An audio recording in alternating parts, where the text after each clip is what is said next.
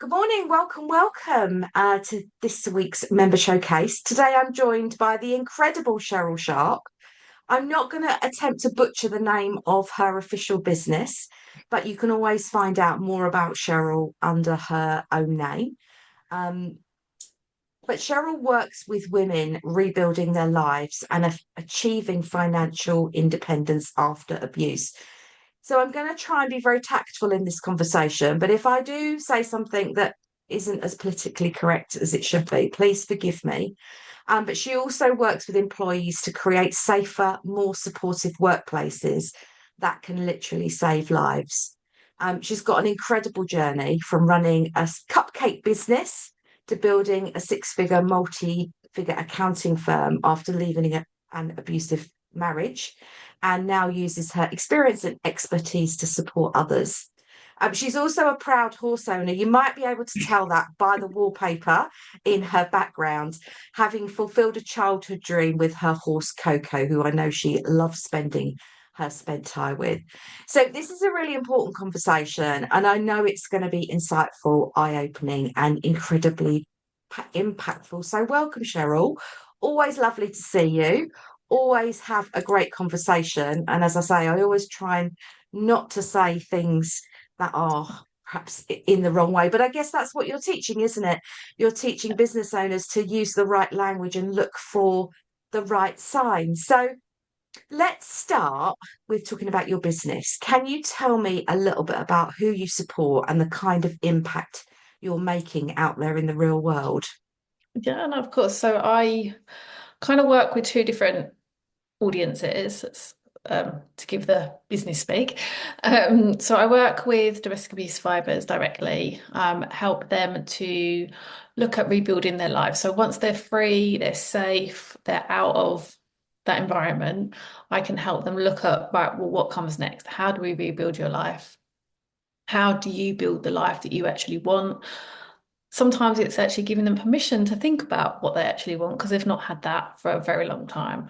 So, yeah, it starts with that, looking at how they can move on, how they can rebuild their life, how they become financially independent if they're not already got an income. So that could look at going back to work, it could look at starting a business, which was my route.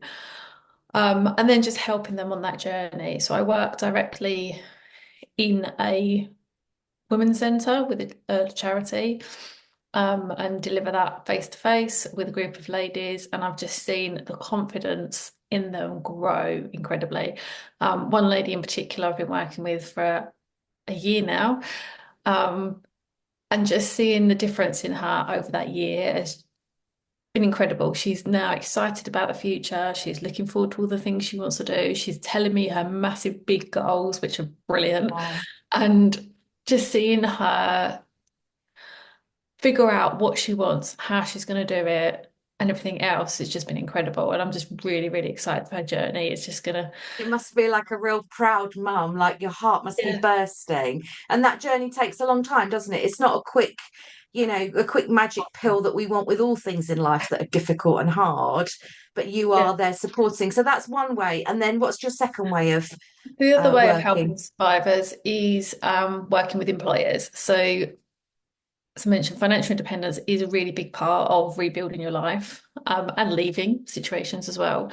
And I truly believe that at a time when somebody's going through something really, really awful, as employers, we've got this unique privilege to actually support somebody, to keep them safe above and beyond legal requirements, and potentially save a life.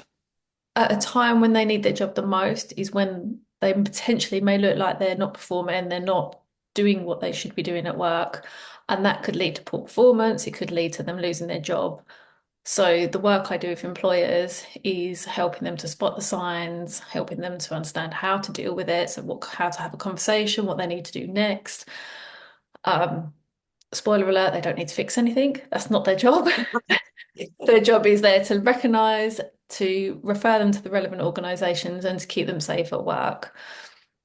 Um, and yeah, just how to have those conversations because so many people would want to have those conversations but just don't know how to.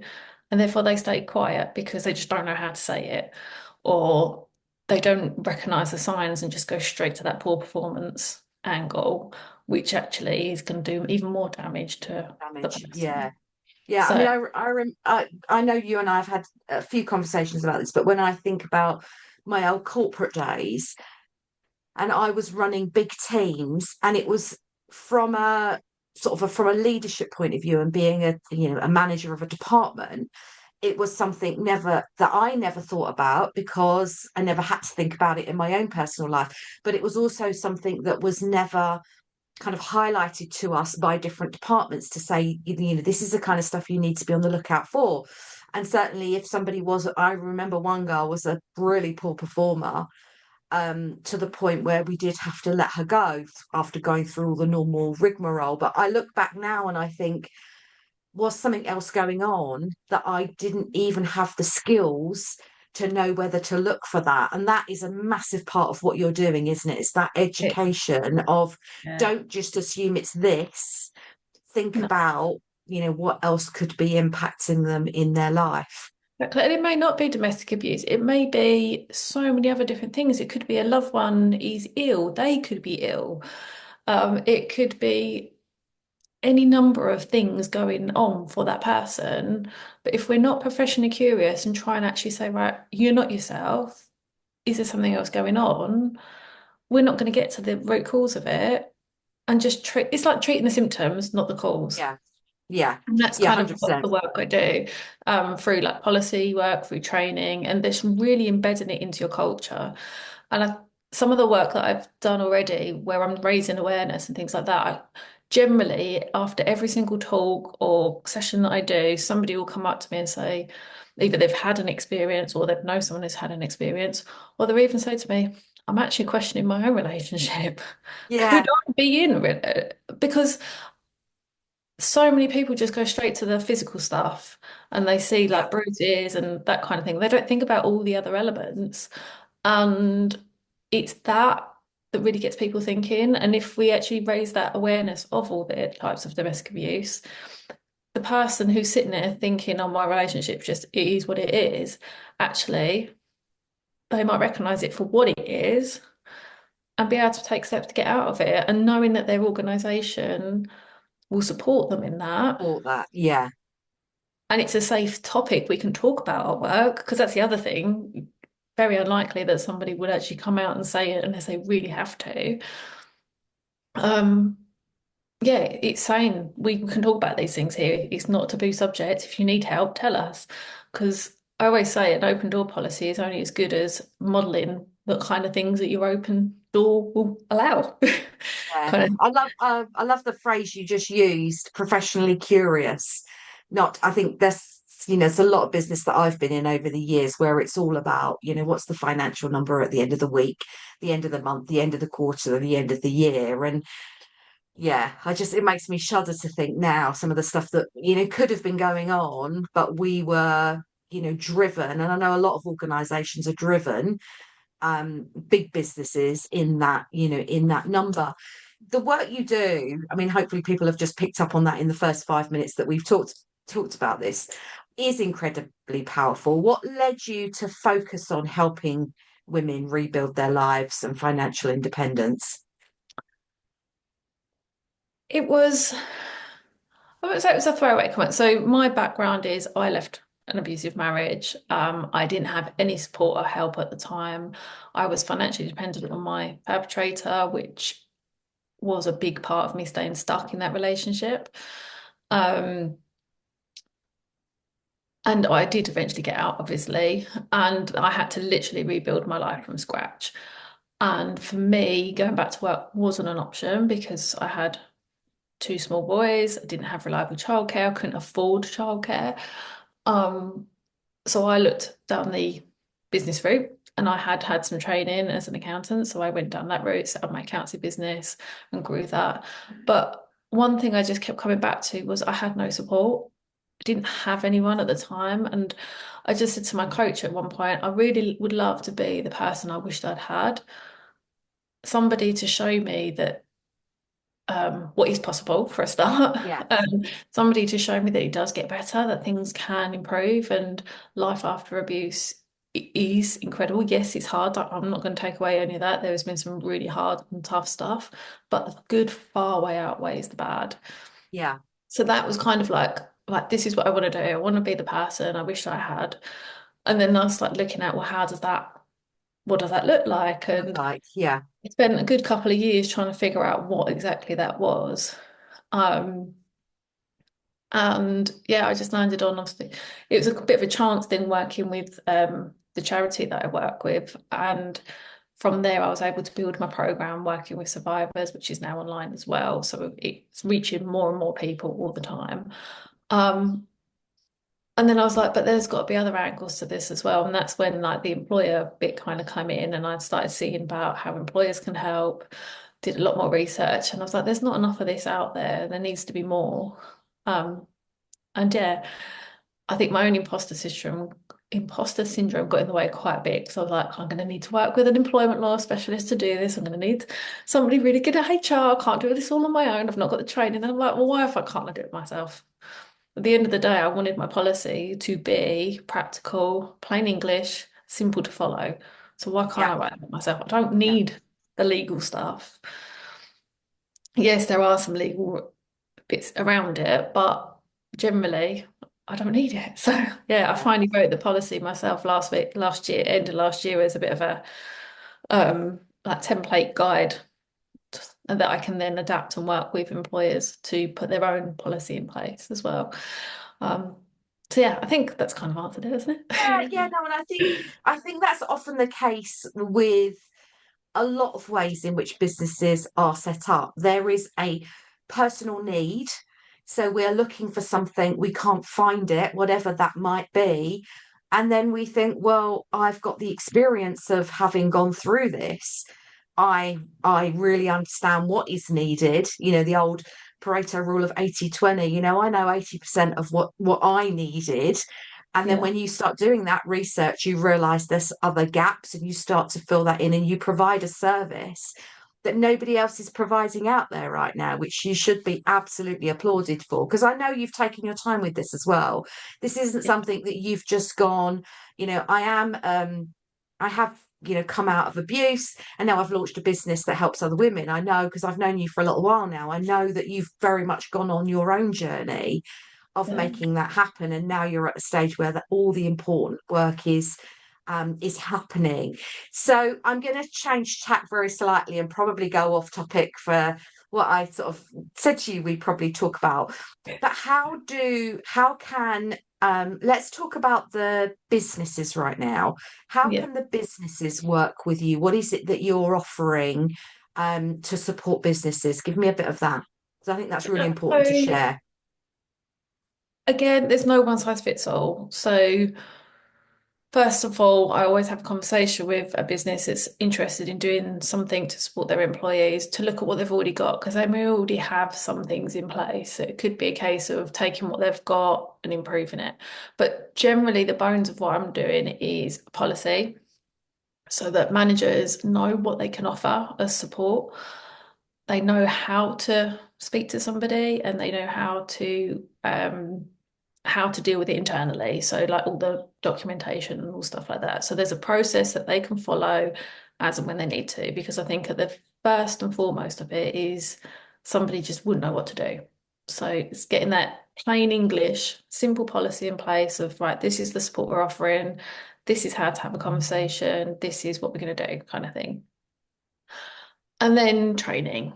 So training the managers, HR teams, leaders, how to spot the signs, how to have a safe conversation, what to do next, how to safety plan, so what things they can put in place to actually support that person. And then also the employee awareness, because a policy is only good as people that know it's there to Yeah. help them. So the whole organisation needs to know that this is actually available. We will support you if you need to, kind of thing. And again, raising awareness of what domestic abuse actually is, because a lot of people, as we said earlier, don't have all Just the think it's the facts. bruises. Yeah. Yeah. Exactly. And then taking it one stage further and really embedding it into your culture. So really looking at like domestic abuse champions who are going to be specific people in the business that are openly like, I'm here, come and talk to me if you need to, kind of thing. So they've got clear people that they can go to if and when they need to, as well as their line managers. It's looking at the process for one-to-ones, building that in. How can you like spot some signs? How can you keep that dialogue going and just making it really, really clear and simple that actually we can talk about this here.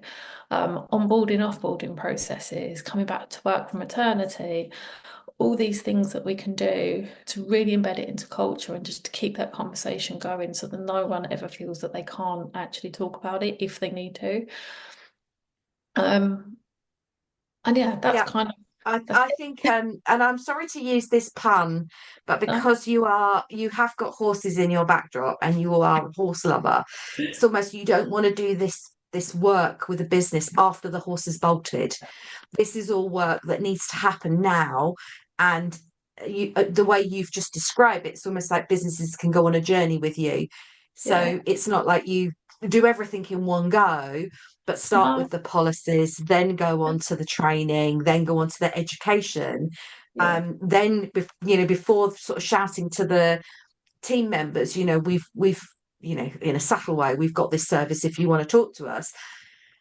I could imagine in my old days of corporate that being said, but the manager's not being trained. And then suddenly somebody comes to you and goes, actually, I do want to talk to you, and we be on the back foot. So yeah, using that pun after the horse is bolted, that's not what you want to be doing. It's about that getting No. these things in place. And as you say, it's part of the culture of the organization. Um, And it's equipping managers with the confidence that they can respond and that they know what to say because I know myself that if I don't know what I'm doing, I struggle. yeah, And I'm sure that's the case for the majority of people. If they don't know what they're doing, they're going to struggle. So it's just like re-emphasizing you don't need to be perfect. You don't have to have all the perfect words, but there are some certain things that you should say and certain things that you shouldn't say. And it's just equipping them with the basics so that as and when it happens, they feel confident that they can respond. And the stark reality is approximately 1 in 3 employees are affected by domestic abuse at some point in their lifetime. So if you've got 3 to 6 employees in your team, you've probably already got something in your organization. So it's not a case of, oh, it's not gonna be present here because yeah, it probably is. We yeah. just don't know it. It's I don't want to use the word scary, but it's almost like that's how it feels. And I can only kind of go back to managing a team. I think at one point probably had about 40. And if I Yeah. think now how under-equipped I was to deal with the subject we're talking about with you, to deal with anyone that has got neurodiversity. There was no Yeah. training around how to help those employees. So many topics that now we sort of shine a spotlight on, and we're becoming a lot more aware of how to work and help these types of employees or businesses. And I think, oh my God, if I think back to, 35 years ago, I think, God, I'm surprised I stayed a manager for as long as I did, because I've did the best job I could with the information I was armed with. There was nothing that I did that was, deliberately being mean to my team. But I Oh, think, oh my God, cool. how could I have helped in so many more scenarios? And that's really what you're trying to do, isn't it? Like It, showcase for it is, businesses the need to, understand this work, yeah, and bring it into their organization. definitely. And I think a lot of businesses will think I'm too small for this or I don't have the budget for that. And even just having, like, I deliver talks, so even just having a lunch and learn style talk with your Lunch and learn, team love a lunch and learn. is is it's something that you can do. Yes, you may not be able to do all the things right now, but having that first conversation, who knows where that will go to? You could end up saving a life. But also from the business point of view, you've got this incredible talent in your employees. Why do you want Mm, to lose them? Yes, they may be underperforming right now because they're going through something, but with your support, they'll get back to where they was, if not even better. And what loyalty that is that going to create yeah. going forward? And yeah, why wouldn't you want to keep your employees and look after them? Yeah, I don't get it. So for anyone that might be watching this and they're like, oh, I really don't know enough about this topic, or I think I might have somebody that there's some signs that I'm not sure. What's some signs that people might notice that could indicate somebody is struggling? Yeah, so the first one would be obviously a drop in performance. So if Yeah. somebody was really high achieving, really great quality of work, and then all of a sudden is making a lot of mistakes, seems distracted, they're not performing as well as they used to, straight away to me, that's okay, what's going on here? It could be that attendance is really bad, so they suddenly are not coming to work, they're calling in sick a lot. They could be coming in late or early, unusually. And again, at the end of the day, leaving dead on time because they have to get home, otherwise there's going to be consequences. Or they could be staying a lot later because they're avoiding going home. So there's like some really clear things straight away that you would notice. Um, Physical signs. So if somebody's wearing like long sleeve tops in the middle of summer, what are they trying to hide? Like thick tights and things like that. Yeah. And I think there's loads of other signs as well, but they're some of the most obvious ones. And it's more about a pattern. So if you notice there's a pattern of these things happening, because one off here or one off there, probably nothing. But if there's a pattern and this is happening repeatedly and you're like, it's just not adding up. Like if they're giving like weird excuses for different things, or their partner's turning up, or they're either really stressed about their phone or protective over their phone, or they've got to answer calls. Again, if this is just one off, a couple of times here or there, probably not much to go on. But if it's a pattern and it's repeating over weeks and weeks and weeks, then you're like, yeah, something's going on. Again, it may not be domestic abuse, it may be something else, but Something that's else, the yeah, but way. it that's then opening the conversation, isn't it? Creating a safe, warm space for people, for a manager and a team member to then pop into a room or go out for a coffee, or and recognize that you've recognized that something is happening. Yeah, and Um, it's just saying to somebody, I've noticed you're not yourself, or I've noticed this, or I've noticed that. And it's not putting your thoughts and ideas and guesses of what's going on. It's just saying, I've noticed this, this, and this. Is everything okay? And it may not be the first time you've asked, it may not be the second time. It may take two, three, four, five, six times for somebody to actually then start opening up.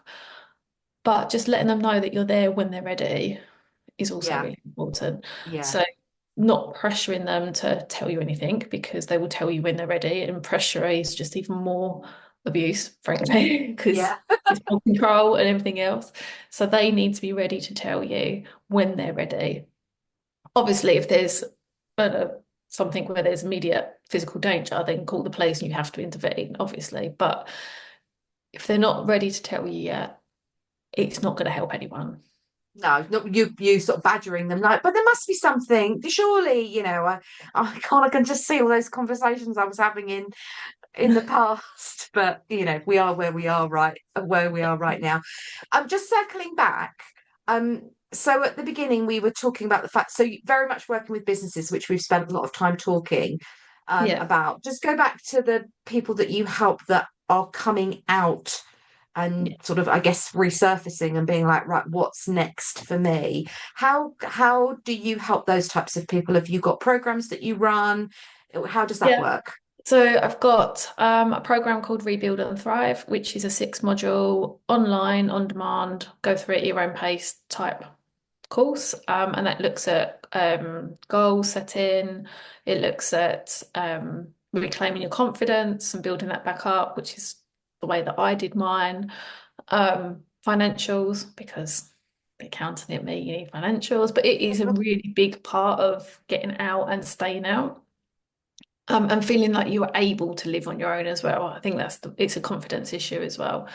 And then looking at either going back to work or starting a business. So I've got that course. And then I've got a few other resources like a budget template and a couple of guides and things all on my website.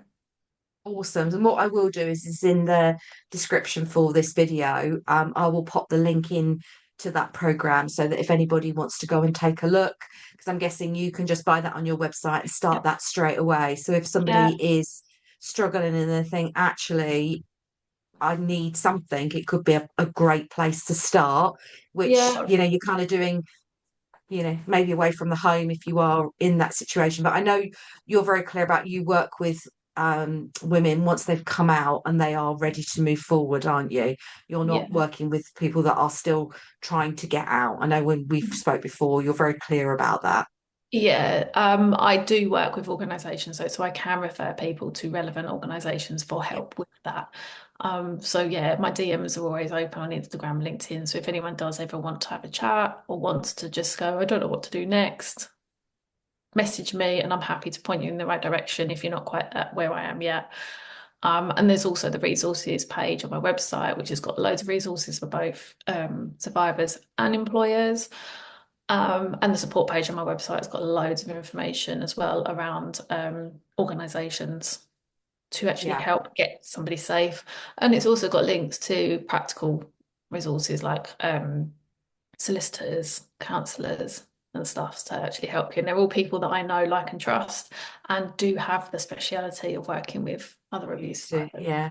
Which loops me very nicely. And that was not a segue that was planned at all, because a lot of those relationships have been built through networking, haven't they? Through, particularly through WiBN, you're a member of my Chelmsford group, and I see you and a handful of the other members very much collaborating and helping women or businesses get the right information, which is brilliant to see. That's obviously why we love to network, why we love to connect people together, but knowing that you've got those trusted relationships, and particularly as it's a women in business network, those women are really looking after your clients and vice versa, and they can pass you business when perhaps someone needs the services that you offer. So Yeah. that just makes me warm and fuzzy when I see that happening across the No, I do love organization. it.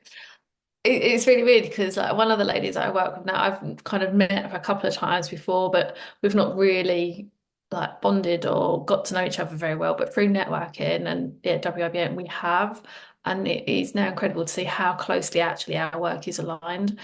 Yeah. Just meeting other people that I know can help the ladies that I help, and I know that I'm just referring them to someone who's safe is Yes. yeah, Yeah, is that's going to be a really really great. important part for you, isn't it? It's Yeah, knowing that you've got something that's very precious that needs nurturing and support and help, and you've got to know that you're giving that person to the right resource. Yeah, and that's brilliant. Thank you so much for joining me today. As I thank said, you. I will put all of Cheryl's details in the description. So if you do want to go check out her website, go look at her program, find some of those resources, you will very much find them there. I will leave you to go off. Are you going to do some horse riding today? I will be shortly. We're rehabbing at the moment after spinal surgery. So I think Oh, today we're going to go and do walking over some poles. a very expensive hobby. I mean, we've got a dog and he's expensive enough, but I know when you've got horses, it's a very expensive business. Well, thank you so much for joining me, and I look forward to seeing you at Chelmsford soon. Yeah, thank you very much for having me.